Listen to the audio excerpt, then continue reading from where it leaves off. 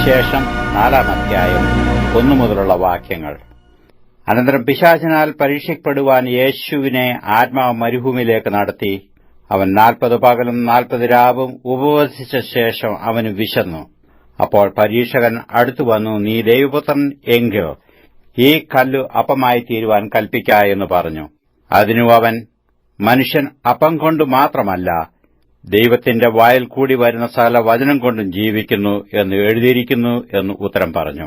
പിന്നെ പിശാചു അവനെ വിശുദ്ധ നഗരത്തിൽ കൊണ്ടുപോയി ദൈവാലയത്തിന്റെ അഗ്രത്തിന്മേൽ നിർത്തി അവനോട്, നീ ദൈവപുത്രനെങ്കിൽ താഴോട്ട് ചാടുക. നിന്നെക്കുറിച്ചു അവൻ തന്റെ ദൂതന്മാരോട് കൽപ്പിക്കും. അവൻ നിന്റെ കാൽ കല്ലിനോട് തട്ടാതെ വണ്ണം നിന്നെ കൈയിൽ താങ്ങിക്കൊള്ളും എന്ന് എഴുതിയിരിക്കുന്നല്ലോ എന്ന് പറഞ്ഞു. യേശു അവനോട്, നിന്റെ ദൈവമായ കർത്താവിനെ പരീക്ഷിക്കരുത് എന്നും കൂടെ എഴുതിയിരിക്കുന്നുവെന്ന് പറഞ്ഞു.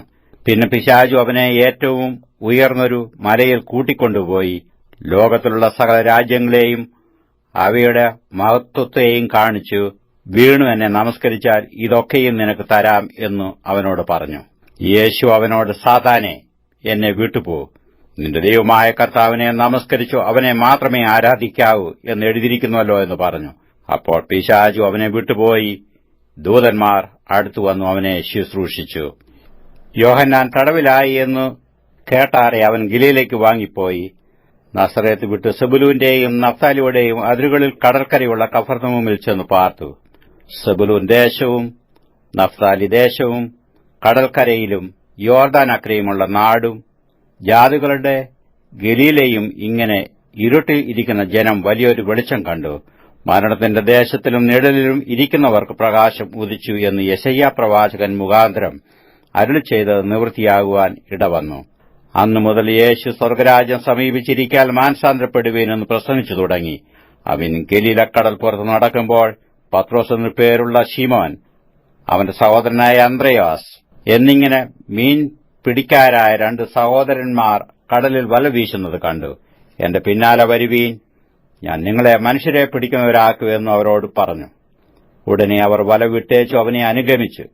അവിടെ നിന്ന് മുമ്പോട്ട് പോയാറ് സെബദിയുടെ മകൻ യാക്കോബും അവന്റെ സഹോദരൻ യോഹന്നാനും എന്ന വേറെ 2 സഹോദരന്മാർ പടകിൽ ഇരുന്നു അപ്പനായ സെബദിയുമായി വല നന്നാക്കുന്നത് കണ്ടു അവരെയും വിളിച്ചു. അവരും ഉടനെ പടകിനെയും അപ്പനെയും വിട്ടു അവനെ അനുഗമിച്ചു. പിന്നെ യേശു ഗലീലയിലൊക്കെയും ചുറ്റി സഞ്ചരിച്ചുകൊണ്ട് അവരുടെ പള്ളികളിൽ ഉപദേശിക്കുകയും രാജ്യത്തിന്റെ സുവിശേഷം പ്രസംഗിക്കുകയും ജനത്തിലുള്ള സകല ദീനത്തെയും വ്യാധിയെയും സൌഖ്യമാക്കുകയും ചെയ്തു. അവന്റെ ശ്രുതി സൂര്യയിൽ ഒക്കെയും പരന്നു. നാനാവ്യാധികളാലും ബാധകളാലും വലഞ്ഞവർ, ഭൂതഗ്രസ്തർ, ചന്ദ്രരോഗികൾ, പക്ഷപാതക്കാർ, ഇങ്ങനെ സകലവിധ ദീനക്കാരെയും അവന്റെ അടുക്കൽ കൊണ്ടുവന്നു. അവൻ അവരെ സൌഖ്യമാക്കി. ഗലീല, ദെക്കപ്പൊലി, യെരുശലേം, യഹൂദ്യ, യോർദാനക്കരെ എന്നീ ഇടങ്ങളിൽ നിന്ന് വളരെ പുരുഷാരം അവനെ പിന്തുടർന്നു.